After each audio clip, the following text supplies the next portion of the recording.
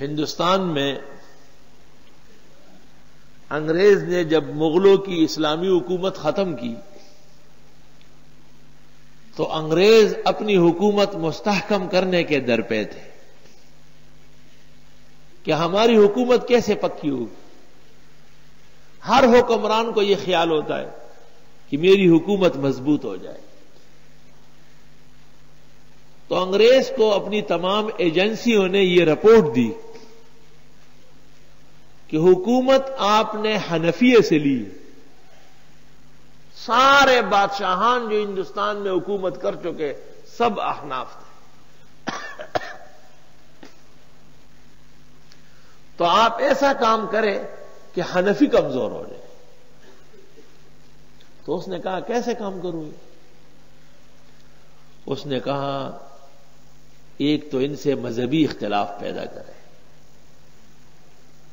کہ بھئی یہ لوگ امام کی اقتداء میں آمین زور سے نہیں کہتے، امام کے پیچھے فاتحہ نہیں پڑھتے، رفع یدین نہیں کرتے. جب ان کی مسجدوں میں شر شور کھڑا ہو جائے گا تو یہ حکومتیں منتقل کرنا اور تم سے چھیننا بھول جائے گی. تو اس کے لیے بنارس سے شمس الدین عظیم آبادی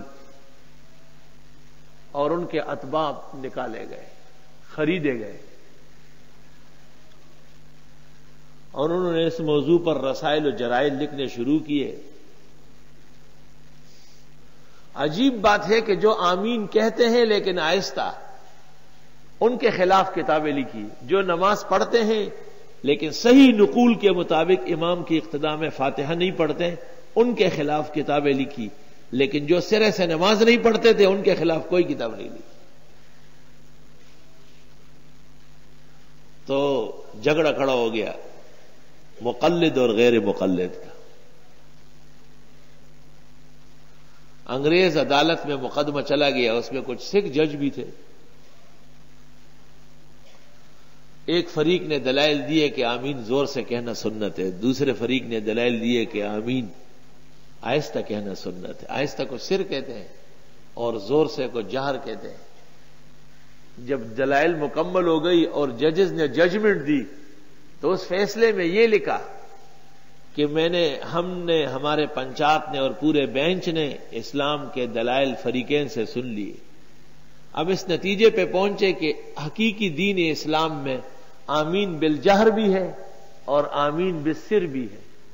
لیکن جھگڑا آمین بالجہر اور بالسر پر نہیں ہے، ایک تیسرا آمین ہے آمین بالشر، اس پہ جھگڑا ہو رہا ہے. اس کی کوئی گنجائش اسلام میں نہیں ہے. وہ جو زور سے آمین، یہ آمین بالشر والے ہیں، اشرہ شر الشیطان. تو مسئلہ شافی اور حنبل سے اختلافی نہیں ہے. دا سلور والا مذہب سر یہودی او ما او تاپا کے پیدا کرو اختلاف. وہ تو ایک گھر کے چار افراد ہیں.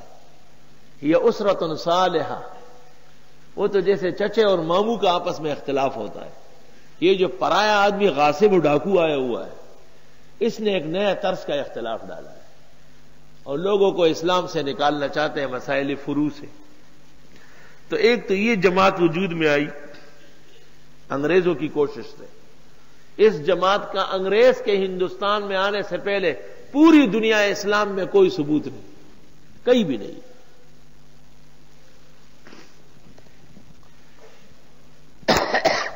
یہ جتنے رجال ہیں بخاری، مسلم، ترمذی، ابو داؤد، موطئین، سننین کے جتنے رجال ہیں، آپ ان کی تاریخ دیکھیں کسی ایک امام کے مقلد. کوئی مسلمان غیر مقلد ہو ہی نہیں سکتا، کیونکہ مسلمانوں کو بزرگوں پہ، دینی علماء پر بڑا اعتماد ہوتا ہے. کسی نے کسی عالم پر، جس کو جس عالم کی فقہ اور روایات مل رہی تھی اس پر عمل کرتے تھے. کیسا ختم. اس کے بعد کہا گیا کہ بھئی پورا نقصان نہیں ہوا حنفیوں کا، دلائل میں قوی ہے اور بہت میدان میں آ گئے. تو پھر کہا گیا کہ اچھا ایسا کرو کہ یہ لوگ بزرگوں کو نہیں مانتے، اولیاء اللہ کی قبروں پر نہیں جاتے، فیوزات اور کرامات اور برکات کے قائل نہیں ہے. جب یہ خود مسلمان نہیں ہے تو ان کے ساتھ مل کر انگریز کے خلاف جہاد کرنا کون سا ثواب ہے؟ تو بدعتی فرقہ وجود میں آیا. اخبار میں آتا ہے کہ مولوی احمد رضا خان صاحب نے اتنی کتابیں لکھی، اس تمام فہرست میں دیکھ کے کوئی ایک کتاب انگریز کے خلاف ہے. انگریز نے یہاں آ کے احسان کیا تھا، اسلامی آئین کو تس نس کیا، مسلمان شہزادوں کی آنکھیں نکلوائی، ان کو تختہ دار پہ چڑھایا، اور ایک دن میں دہلی کے اندر 40,000 صرف علماء قتل کیے گئے. 40,000. انگریز نے ایک قانون پاس کیا 1857 کے بعد کہ جس کا اونچا پاجامہ ہو اور سر ڈھکا ہوا ہو ان کو قتل کرے. 3 دن کے بعد انگریز کو رپورٹ مل گئی کہ 40 لاکھ مسلمان ختم ہو گئے، اب کوئی باقی نہیں ہے، تو فوراً انگریز کو قانون اٹھانا پڑا. قتل عام ہو گیا پورے ہندوستان میں. سوال یہ ہے کہ اتنے بڑے فاشی اور اس قدر مفسد اور مجرم کے خلاف کوئی کتاب نہیں لکھی گئی. الکوکبۃ الشہابیہ فی رد ابی الوہابیہ، حسام الحرمین اور فلانا فلانا. وہی کوئی ایک کتاب دکھاؤ مرزا کے خلاف لکھی ہوئی، کوئی ایک کتاب دکھاؤ جہاد کے موضوع پر، کوئی ایک کتاب دکھاؤ انگریز کے خلاف، یہ غزو یہ میدان، کوئی دکھا دے. نہیں دکھا سکتے. یہ 2 فرقے موحدین اور احناف کے خلاف وجود میں آئے تو پھر اس کے بعد مرزا غلام احمد کو کہا کہ بیٹے اب تو میدان میں آؤ. اب تو ان میں شگاف پڑ گئے ہیں. ایک فرقہ وہ اختلاف کر گیا، ایک فرقہ یہ، اب آپ آ جائے اور یہ کہہ دے کہ دینی محمدی ختم ہو چکا ہے، اب میں نیا پیغمبر آ چکا ہوں. سوال یہ کہ ہندوستان کے اتنے غیور مسلمان انہوں نے مرزا کو کیسے برداشت کر لیا جو اپنے آپ کو نبی، یہ ان کے اس اختلاف کی وجہ سے لوگوں کو شک شبہ پیدا ہو گیا کہ جب یہ مسئلہ ایسا ہو سکتا ہے جیسے احمد رضا خان کہہ رہا ہے، یہ مسئلہ ایسا ہو سکتا ہے جیسے شمس الدین نظیم آبادی کہہ رہا ہے، تو ہو سکتا ہے مرزا بھی صحیح کہہ رہا ہے. شک شبہ پیدا کیا، شک شبہ،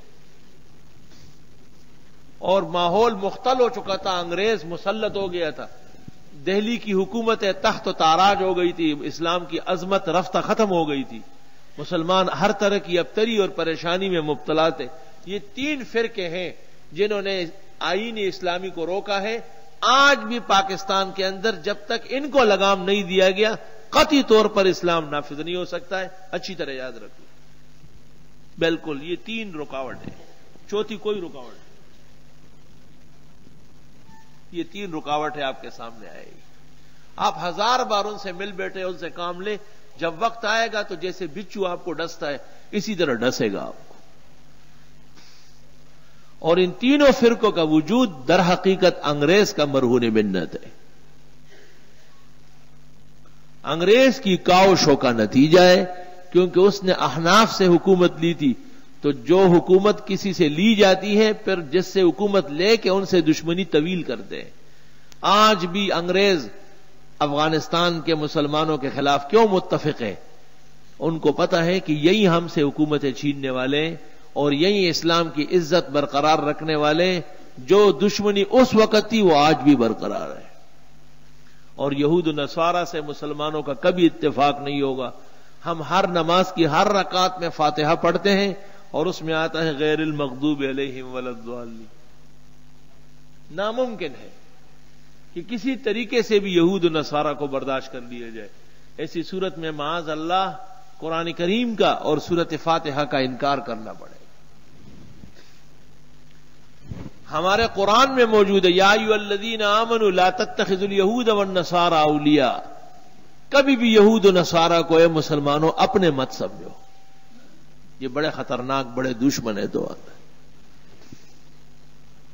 لیکن یہ سن کر آپ حیران ہوں گے کہ اس فاتحہ کے پڑھنے والے اور اپنے خیال سے اس پر ایمان رکھنے والا احمد رضا نے کتاب لکھی ہے اعلام الاعلام بان ہندوستان دار الاسلام.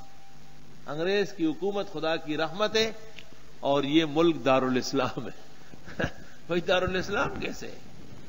دارالاسلام اس کو کہتے ہیں جس میں اسلامی آئین کو غلبہ حاصل ہو.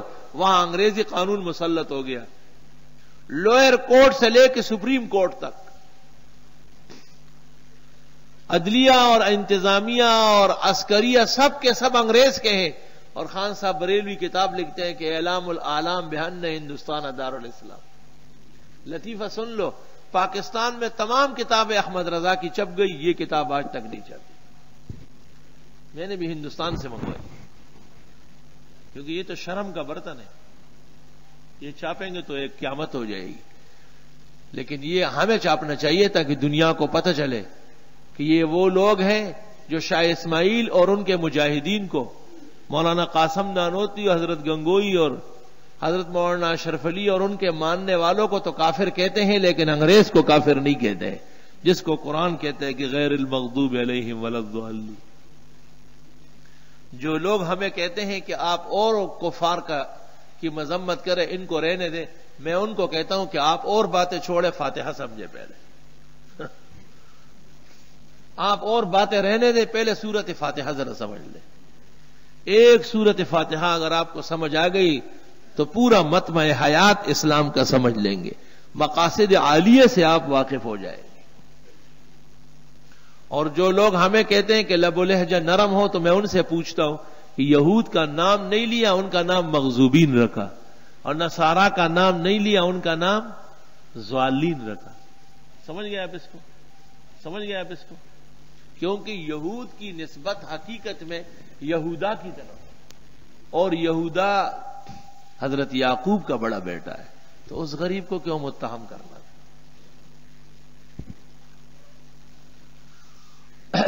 اور نصارا کی نسبت انصاری عیسیٰ کی طرف ہے، من انصاری اللہ، یا اس بستی کی طرف ہے جس میں حضرت عیسیٰ پیدا ہوئے، ناصرہ.